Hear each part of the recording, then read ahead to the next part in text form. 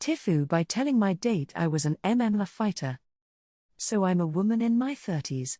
I used to be an MMA fighter and was in the UFC. Well, last weekend I was out on a date with this guy that I met through a friend. We decided to go to a bar and have some drinks. As we were talking, he started asking about what I do, and I told him about what I've done and that I also am an instructor now in MMA. When I told him this, his attitude completely changed and he just kept telling me that he wanted to me attempt at choking him out and he was being pretty obnoxious.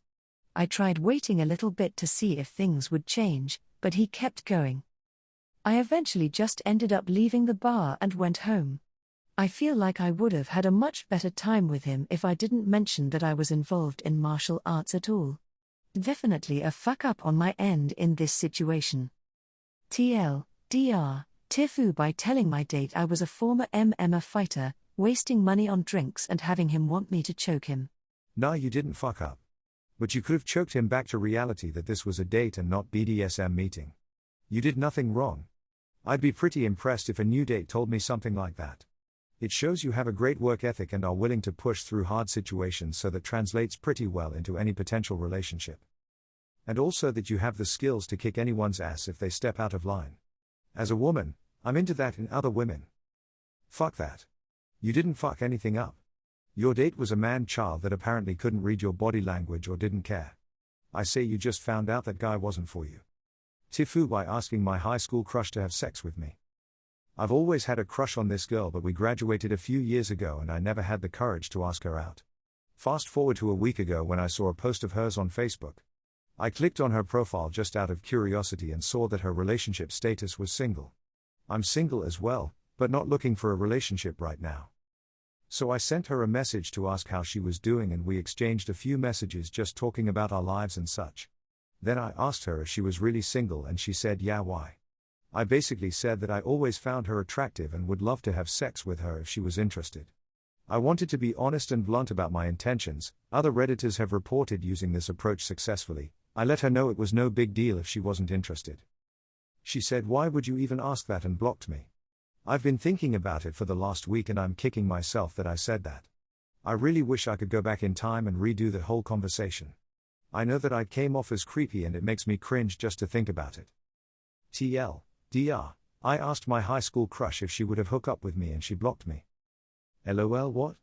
You literally jumped right into asking for sex. Like not, hey, wanna go grab a beer and catch up? Just, hey, how about some dick? You see, women share some of these messages online and you kind of figure it's just some poor numbers game. Never heard from someone who sent the message. So seriously, what were you expecting her to say? Has just asking for sex cold worked before? I'm genuinely curious. That's the thing, his chances probably would have grown exponentially if they shared their embarrassing stories, shared dating horror stories, shared life experiences and laughed over drinks. Instead, homie will probably be brought up by her as one of those horror stories to another man she'll be laughing over drinks with. This is the epitome of a Reddit moment. They know each other from high school though. So she'll probably bring it up anytime she's reminiscing about high school with former classmates too. Remember main Kaleidoscope 999? He randomly messaged me years after asking for sex. Ew, I never thought he'd turn out to be a creep. You took this kind of advice from Redditors? Haha. Hey, you know what else works? Show up to her house in the middle of the night and just stare into her bedroom window. That always gets TIFU by not checking my Netflix settings for 4 years. For the last few years I've been very disappointed in Netflix. I've got the 4K tier but the quality was always consistently quite bad. Amazon Prime and Disney Plus looked far better, and I just assumed it was due to Netflix's poor encoding and bitrate in their content. It annoyed me enough to the point where I generally wouldn't watch stuff on Netflix often.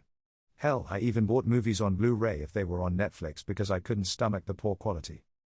Anyway, I was recently going through the settings to see if I could disable autoplay, kinda could, kinda couldn't, and I spotted probably the biggest fuck up I've made in a while. My profile was capped to standard definition. No idea why, but I must have set it years back. So for the last 4 years, I've been paying extra for the 4K tier but essentially receiving the quality of the lowest cost tier. That's a lot of wasted money with nothing to show for it. The good news is at least now I'm watching TV in 4K and the difference is night and day.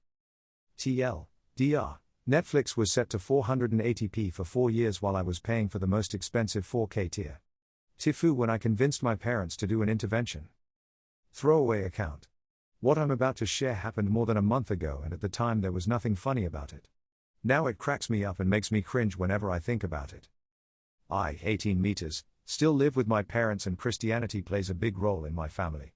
I'm not sure if I believe what they believe, but one thing was certain: my brother, 25, believed there was only one God. Drugs. At some point in his life, getting high was no longer about having fun, it was about feeding an addiction. When he started stealing from my family to support his drug habit, that's when my dad called the cops and had him arrested. My dad's plan was not to send my brother to prison, he was just buying time to come up with another solution. He called a family meeting and we brainstormed. Besides praying and hoping that a higher power magically makes my brother stop using drugs, rehab was the next best thing.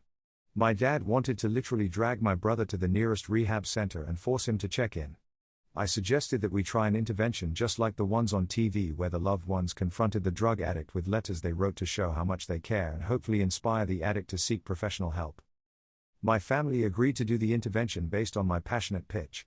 We wrote our letters and waited until my brother got released from jail the following day.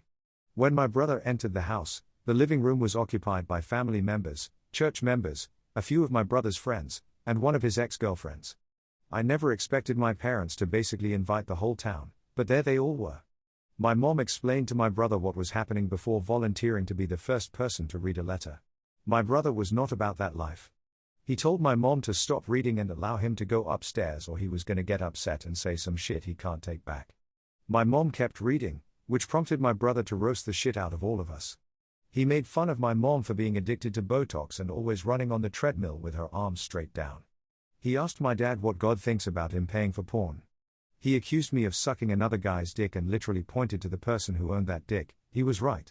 He advised my uncle to lose 200 pounds before trying to save anyone else's life.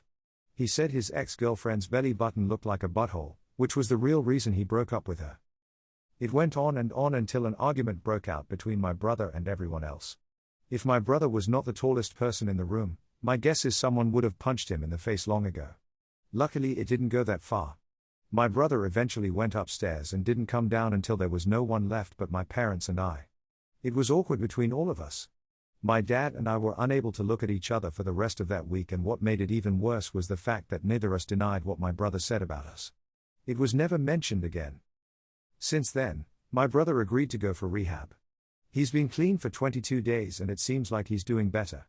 My mom stopped using the treadmill and is now running in the park early in the mornings when none of us are awake to see if she's actually moving her arms or not. It's still unclear if my dad watches porn, let alone pays for it. I'm dating a girl and she knows I've sucked a dick. I can't provide updates for the rest of the people my brother insulted.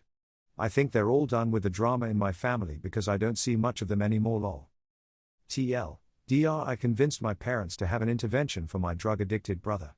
The intervention went sideways when my brother got angry and roasted everyone. Hey. I love you. Thanks for watching. I hoped you enjoyed this Reddit audio story. It would mean a lot to me if you could like and subscribe, or better yet, leave a comment about one of the stories. Thanks, and I hope you have a wonderfully fantastic day. XOXO.